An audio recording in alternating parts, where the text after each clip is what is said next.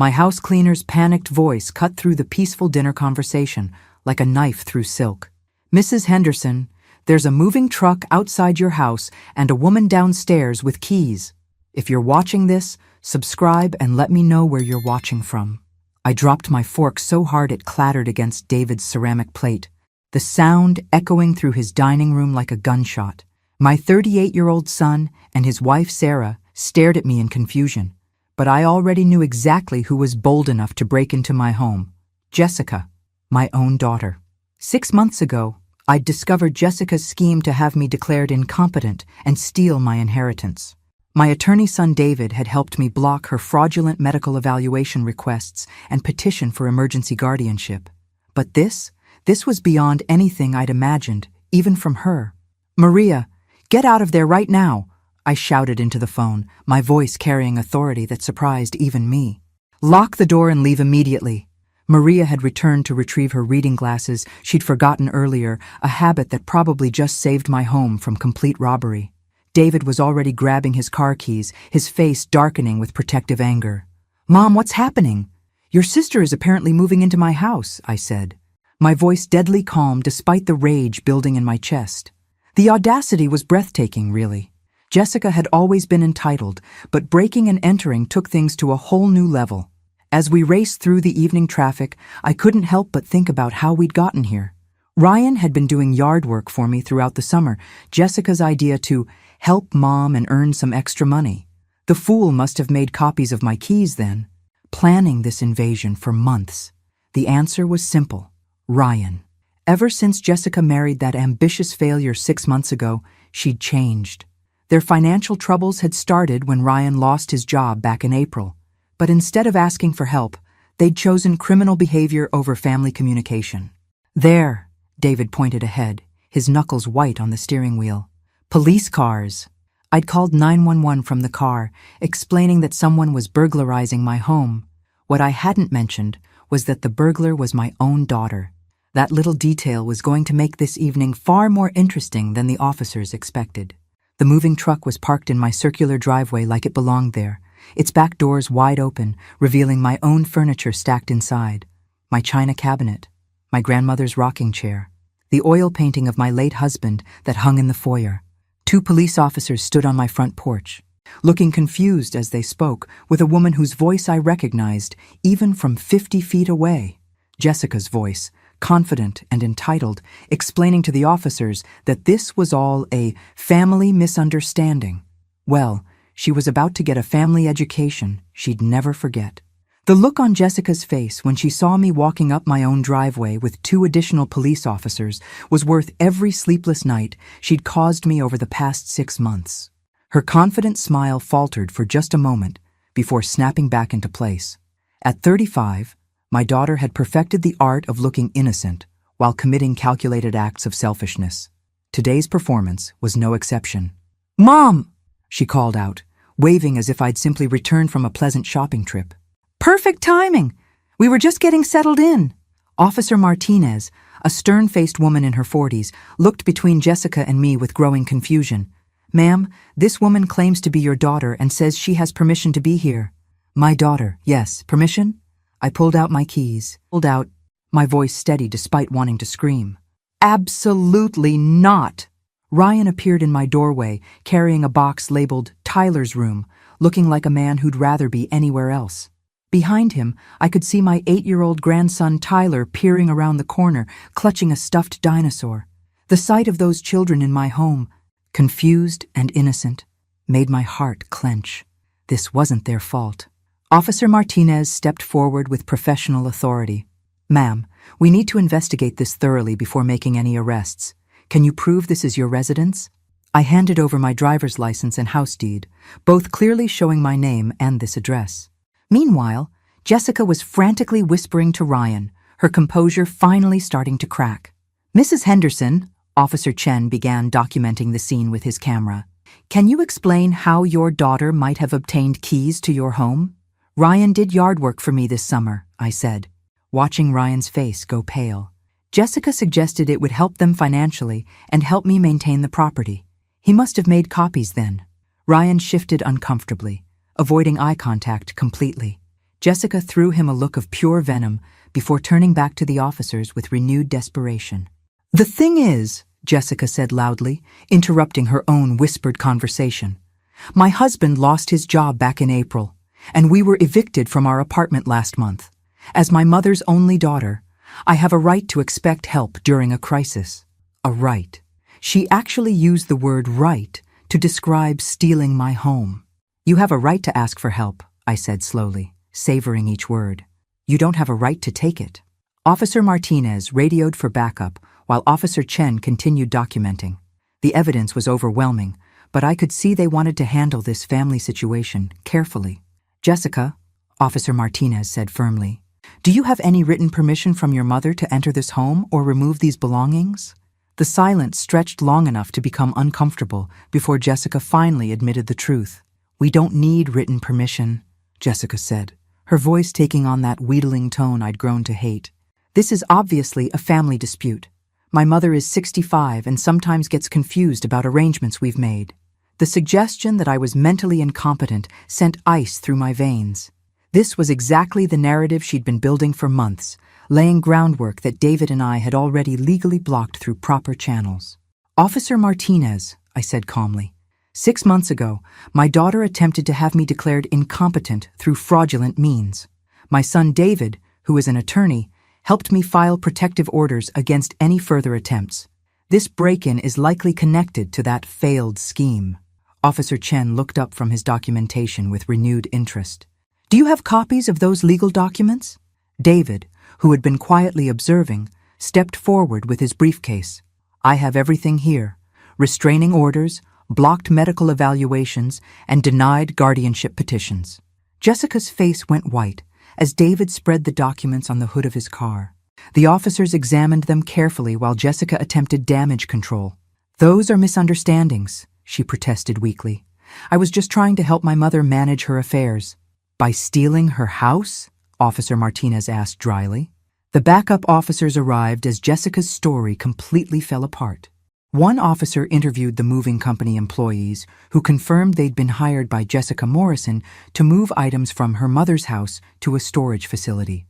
"Ma'am," the senior officer addressed me directly, "based on the evidence, we have probable cause for arrests on breaking and entering, theft, and conspiracy charges. However, given that children are involved, we want to handle this carefully." Through my living room window, I could see Emma and Tyler watching with frightened faces pressed against the glass. My heart broke for them. Whatever Jessica and Ryan's crimes, these children were innocent victims. "Officer, I want to press full charges," I said firmly. "But I also want temporary custody of my grandchildren. They don't deserve to suffer for their parents' criminal behavior." Jessica's composure finally shattered completely. "You can't take my children. This is just a family disagreement." "Being someone's daughter doesn't give you the right to burglarize them," Officer Chen replied, matter-of-factly, as he prepared his handcuffs. The arrest process took another hour. Jessica screamed about family loyalty and my obligation to help my own children, while Ryan submitted quietly. His shoulders slumped in defeat. As the patrol cars pulled away with my daughter and son-in-law in custody, I realized I felt vindicated rather than heartbroken. The universe was finally acknowledging what I'd known for months. Jessica had gone too far. David approached me gently. "Mom, are you sure about taking the kids? This could be a long-term situation." I looked at Tyler and Emma, now clinging to each other in my doorway, and knew exactly what needed to happen. The emergency custody hearing the next morning was a whirlwind of social workers, court-appointed advocates, and grim-faced officials trying to sort out the mess Jessica and Ryan had created. "Mrs. Henderson," Judge Patterson addressed me directly, "are you prepared to provide temporary emergency care for these children while their parents face criminal charges?" "Yes." "Your Honor, they're my grandchildren, and they need stability." Patricia Williams from Child Services had conducted a rapid home evaluation at 6 a.m., pronouncing my house more than adequate for child placement. The alternative foster care with strangers was unthinkable. Tyler and Emma sat quietly in the gallery with Sarah, clutching juice boxes and looking shell-shocked. They'd spent the night at David's house while I'd prepared bedrooms and tried to process the magnitude of what I was taking on. Jessica's public defender, A tired-looking man who'd clearly drawn the short straw argued for bail and immediate return of the children to their mother. Your Honor, my client was facing homelessness with 2 small children. Her actions, while misguided, were motivated by desperation. Ryan's attorney took a different approach, throwing Jessica under the bus with surgical precision. Your Honor, my client was coerced by his wife into this scheme. He's willing to testify against Mrs. Morrison in exchange for consideration. Judge Patterson listened with visible skepticism, then reviewed the evidence David had compiled. The pattern of attempted fraud, the illegal key copying, and the calculated nature of the invasion painted a clear picture.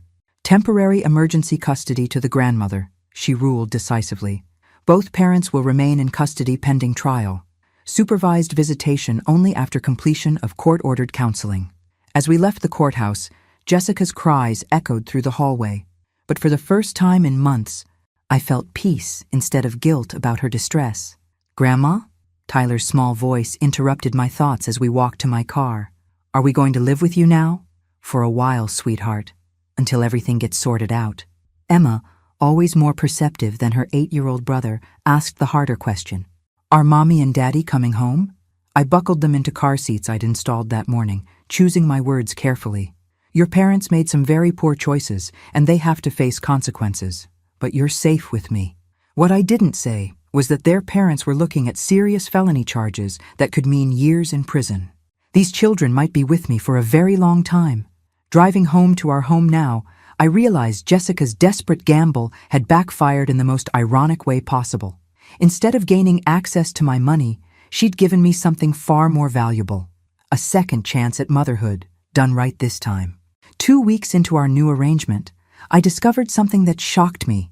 I was actually good at being a full-time grandmother, not the visiting kind who spoiled them with candy and sent them home overstimulated, but the real kind who packed lunches, helped with homework, and knew exactly which voice to use when Tyler tried to negotiate his way out of brushing his teeth. Grandma, why did Mommy take your things? Emma asked one morning over breakfast, her spoon creating tiny whirlpools in her cereal. The question I'd been dreading had finally come. How do you explain to a 10-year-old that her mother is a calculating criminal without destroying her entire worldview? Sometimes grown-ups make very bad choices when they're scared, I said carefully. Your mommy was scared about not having a home, but instead of asking for help, she took something that didn't belong to her. Tyler looked up from his toast. Like when Emma took my Pokemon cards. Similar but much more serious because grown-ups know better.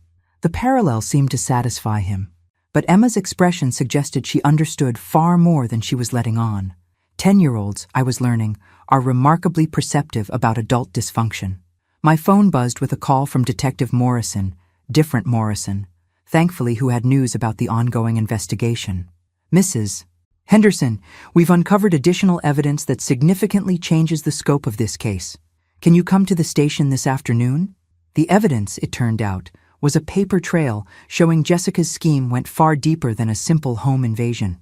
She'd been systematically planning to take control of my assets for over 18 months, researching incompetency laws, consulting with unethical attorneys, and even attempting to access my medical records to build a case for dementia. She filed preliminary paperwork for emergency guardianship 3 weeks before the break-in, Detective Morrison explained, sliding documents across his desk. If you hadn't pressed charges, she would have used the incident to claim you were no longer capable of living independently. The calculated nature of it all left me breathless. This wasn't desperation or poor judgment. This was premeditated financial abuse, with my own grandchildren as unwitting accomplices. There's more, Detective Morrison continued grimly. We found evidence that she's been monitoring your financial accounts through fraudulent means. Your bank is conducting an internal investigation. I drove home in a daze, trying to process the magnitude of Jessica's betrayal. When I pulled into my driveway, Emma and Tyler were waiting at the window, faces pressed against the glass like eager puppies. Grandma, we made you a card, Tyler announced, running to meet me with a construction paper creation decorated with glitter and crayon flowers. Welcome home, Grandma, was written in Emma's careful cursive, with Tyler's signature scrawled underneath in purple marker. Looking at their innocent faces, I realized the truth. Jessica's greatest crime wasn't trying to steal my money. It was almost destroying these children's lives in the process. The trial began on a cold Tuesday in November, exactly 4 months after the invasion. The courtroom was packed with reporters, drawn by the sensational headline, "Grandmother has own daughter arrested for home invasion." Jessica had fired her public defender and hired Carol Chen, a respected criminal attorney who believed in accountability over manipulation. It was the first smart decision she'd made in years. "Your Honor," Attorney Chen addressed the court during opening statements, "my client accepts full responsibility for her actions. She made terrible choices driven by financial desperation, but she's prepared to face consequences and make amends." The prosecution painted a picture of calculated elder abuse that made me squirm in my seat. While factually correct, hearing my family's dysfunction dissected for public consumption felt like being stripped naked in front of strangers. When they called me to testify, I took the stand with trembling hands and told the truth about years of manipulation, the incompetency threats, and the invasion of my home. But I also talked about the granddaughter who used to make me birthday cards, and the little girl who believed monsters couldn't get her if Mommy was in the room. "Mrs. Henderson," the prosecutor asked, "in your opinion, was your daughter's behavior calculated or impulsive?" I looked at Jessica, sitting at the defendant's table with tears streaming down her face, and realized I knew the answer. "Both," I said quietly. "She calculated how to take advantage of me, but she impulsively destroyed everything that mattered in the process." Ryan had already accepted a plea deal, receiving 2 years probation in exchange for testifying against Jessica. His betrayal seemed to break something in her during his testimony. She stared at him with the hollow expression of someone who'd finally realized she'd married a coward.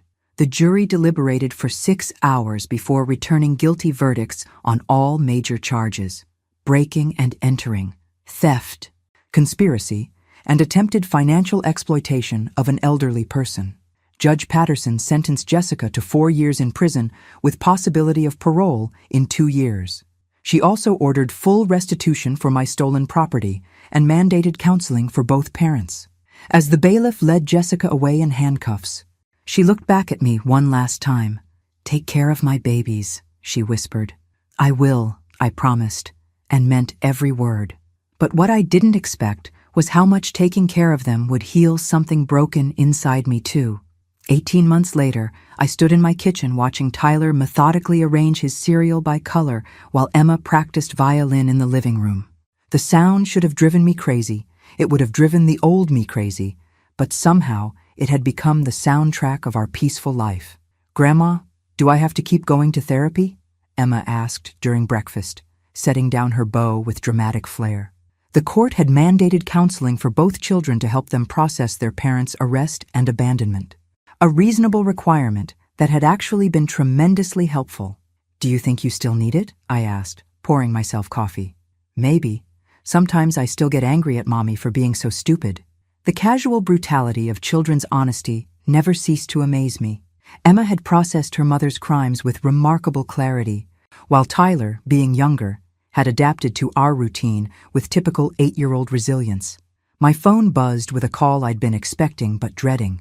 Jessica had been granted early parole and wanted to see the children. "Mrs. Henderson? This is Jessica's parole officer. She's completed the required programs and has been approved for supervised visitation." My first instinct was to say no. We'd built a beautiful life together. Emma was thriving in advanced classes. Tyler had joined Little League. And I discovered that raising children at 67 was actually easier than it had been at 30. I had patience now, perspective, and the financial security to give them opportunities I'd never been able to provide my own children. But I also remembered the broken woman in that courtroom, finally accepting responsibility for her choices. "What are the conditions?" I asked. The meeting took place at the family court building under strict supervision. Jessica looked different, healthier somehow, despite her time in prison. She'd gained weight. Her hair was neat, and her eyes held something I hadn't seen in years: genuine humility. "Hi, babies," she said softly as Emma and Tyler approached cautiously. "Hi, Mommy," Emma whispered, but she stayed close to my side. Tyler, now 10 and considerably taller, seemed to barely remember her. "Are you coming home now?" Jessica's face crumpled. "No, sweetheart, I can't come home. I did something very wrong, and I'm still paying for it. For an hour, we sat in that sterile room while Jessica apologized to her children, explained her actions in age-appropriate terms, and promised to be a better person. The kids were polite but distant, treating her like a friendly stranger rather than their mother. "They don't really know me anymore," Jessica said quietly as we walked to the parking lot. "That's what happens when you abandon children," I replied, not unkindly but with absolute honesty. "I know. I deserve this." She paused, struggling with words. "Mom, I spent 18 months in therapy learning to take responsibility. I was addicted to prescription painkillers after my car accident 3 years ago, and instead of getting help, I got desperate. Everything I did to you, to the kids, it came from that desperation and addiction." This was the first I'd heard about addiction, but it explained so much about her increasingly erratic behavior over the past few years. 6 months after that first supervised visit, Jessica had earned the right to weekly meetings at a family center downtown. She'd completed addiction treatment, found work at a nonprofit helping formerly incarcerated women, and was living in a modest apartment with a roommate who kept her accountable. The transformation was remarkable but fragile. Emma, now 12 and fiercely protective of Tyler, still watched her mother with wariness. Trust, once broken so completely, might never fully return, but respect that was growing slowly. "Mom saved our family," Tyler announced one Saturday as Jessica helped him with a school project about local heroes. "She could have let us go to foster care, but she didn't." I looked at Jessica, who was patiently helping him glue popsicle sticks into a bridge design, and saw tears in her eyes. "Your grandma did save you," Jessica said quietly, "and she saved me too, even though I didn't deserve it." That evening, after Jessica had returned to her apartment, Tyler asked the question I'd been expecting. "Is Mommy ever going to live with us again?" "No, sweetheart. This is your home now. But Mommy can visit. And maybe someday you can visit her apartment too." Emma, wise beyond her years, nodded solemnly. "I think that's better anyway. Mommy needs to learn how to take care of herself before she can take care of us." The insight was heartbreaking and accurate. Jessica was making genuine progress, but she'd lost the right to primary custody through her own choices. The children understood this instinctively, even if they couldn't articulate it. My phone buzzed with a text from David. "Mom, Sarah and I have news. We're pregnant. Think you can handle being a grandmother to 3 kids?" I laughed out loud at the absurdity. 4 years ago, I'd been a lonely widow whose daughter was plotting to steal her money. Now I was raising 2 preteens, rebuilding a relationship with their reformed mother, and about to become a grandmother again. Life, I'd learned, had a twisted sense of humor about second chances. "What's funny, Grandma?" Tyler asked, looking up from his homework. "Just thinking about how much our family has grown," I said, ruffling his hair. And it was true. We'd lost the toxic version of Jessica, but gained these amazing children and a chance for all of us to heal. Some families have to break apart completely before they can rebuild into something stronger. The day Jessica earned unsupervised visitation rights, exactly 2 years after her arrest, she sat in my living room, the same room where I'd once found her directing movers to steal my furniture, and told me the story of her transformation. "There was this woman in prison named Sarah," Jessica began, her voice steady but quiet. "She was in for embezzling from her elderly parents. One day she got a letter saying her father had died, and she wasn't allowed to attend the funeral because she was still serving time for stealing from him. Emma and Tyler were at school, so we could speak freely about the harsh realities of consequences. She completely broke down," Jessica continued. "Started screaming about how she'd destroyed everything that mattered for money she'd already spent. And I realized I was looking at myself 5 years in the future if I didn't change. It was the event I'd been waiting to hear about, the catalyst that had transformed my manipulative daughter into someone capable of genuine accountability. I called you that night, but you'd changed your number, so I wrote you a letter instead. 27 pages of apology and explanation that I never sent, because I realized words weren't enough. I had to prove I'd changed through actions. I remembered getting a few letters forwarded through David's office, all of which I'd thrown away unopened. Perhaps I should have read them. The thing is, Mom, I spent so many years being jealous of your independence and strength that I tried to destroy you instead of learning from you. Even after Dad died, You had this grace, this ability to rebuild your life. I felt like a failure next to you. So you decided to tear me down instead of building yourself up? Exactly. And the pills made everything worse. They made me paranoid, desperate, willing to hurt people I loved. I convinced myself you owed me something, because I was your daughter. We sat in comfortable silence for a moment. Two women who'd survived a war that had nearly destroyed our entire family. What do you want now? I asked finally. I want to earn the right to be in my children's lives. Not as their primary parent, I lost that through my own choices, but as someone they can respect and maybe eventually trust.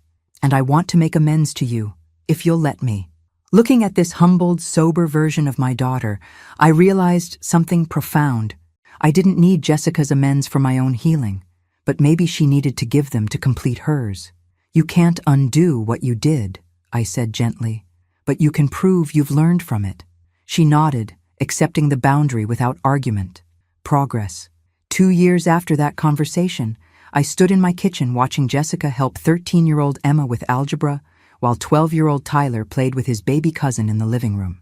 David and Sarah's daughter had been born 6 months ago, and our Sunday family dinners had become beautifully chaotic affairs. I still don't understand why X equals 7, Emma complained, erasing her work for the 3rd time. Think of it like a balance, Jessica explained patiently. If you do the same thing to both sides of the equation, it stays balanced. Watching them work together, I felt a complex mixture of emotions: pride in Emma's academic excellence, satisfaction in Jessica's genuine effort to be helpful rather than intrusive, and deep contentment in the stable life we'd all built from the ashes of betrayal. The media attention had been intense for about 6 months after the trial. Millionaire grandmother Jael's own daughter had been tabloid gold, but I'd hired a publicist to protect the children's privacy and keep reporters away from their schools. Eventually, newer scandals had captured public attention. Jessica would never live in my house again. That boundary was permanent and non-negotiable. But she'd earned the right to be part of her children's lives, and more importantly, she'd become someone worthy of that privilege. "Grandma," Tyler called from the living room, "can Jessica come to my baseball game next Saturday?" I looked at Jessica, who was trying not to appear too hopeful. These small milestones being included in normal family activities meant everything to her recovery. "If she wants to," I said simply. The smile that spread across Jessica's face was radiant and genuine. 2 years of consistent effort, therapy, and accountability had earned her this simple privilege: watching her son play baseball. My phone buzzed with a text from Emma's teacher. "Emma has been selected for the gifted program's academic competition team." "Congratulations!" I showed the message to Emma, who squealed with excitement before immediately asking, "Can Mommy come to the competition?" "If she can get time off work," I replied, watching Jessica's eyes fill with grateful tears. These children were thriving in ways I'd never imagined possible. Stability, consistent boundaries, and unconditional love had transformed them from traumatized victims into confident, secure young people. "Thank you," Jessica said quietly as she gathered her things to leave. She never overstayed her welcome, never pushed boundaries, always respected the structure we'd established. For what? For saving my children, for giving me the chance to earn my way back into their lives, for showing me what real strength looks like. As I watched her drive away to her modest apartment, I reflected on the strange journey that had brought us all to this point. 4 years ago, I'd been a vulnerable widow whose daughter was plotting to steal her independence. Now I was the fierce matriarch of a healing family, confident in my worth and secure in my choices. This morning, as I write this final chapter, I'm sitting on my back porch watching Emma teach her baby cousin to clap while Tyler practices pitching in the yard. Jessica is inside making sandwiches for our picnic, and David is setting up the outdoor games his wife requested for their daughter's first birthday party. At 71, I'm busier than I've been in decades, but also more fulfilled. These children, all 3 generations of them, have given me purpose that I never expected to find. My phone buzzes with a video call from my newest family member, Michael, David's business partner, who married Jessica's former roommate from the halfway house 6 months ago. Our family tree has become wonderfully complicated as we've all learned to heal and grow together. "Martha," he calls from the screen, "are you ready for the birthday party chaos?" I laugh. looking around at the beautiful chaos that has become my normal life. Bring it on. Jessica appears at my elbow with a plate of sandwiches. Mom, thank you for letting me be part of this. 4 years ago, those words would have been manipulation. Today, they're simple gratitude from a woman who's learned the difference between earning love and demanding it. You earned it, I reply, and she nods with quiet satisfaction. As the family gathers for our celebration, I think about the letter I'll write to other grandmothers facing similar situations. The letter that will tell them it's possible to love someone without enabling them, to set boundaries without abandoning family, and to find strength in saying no to behavior that hurts everyone involved. Jessica's greatest crime wasn't trying to steal my money or my home. It was almost preventing me from discovering who I was meant to be. The woman who chose love over resentment, boundaries over revenge, and healing over perpetual victimhood. The woman who learned that sometimes the greatest act of love is refusing to participate in someone else's destruction.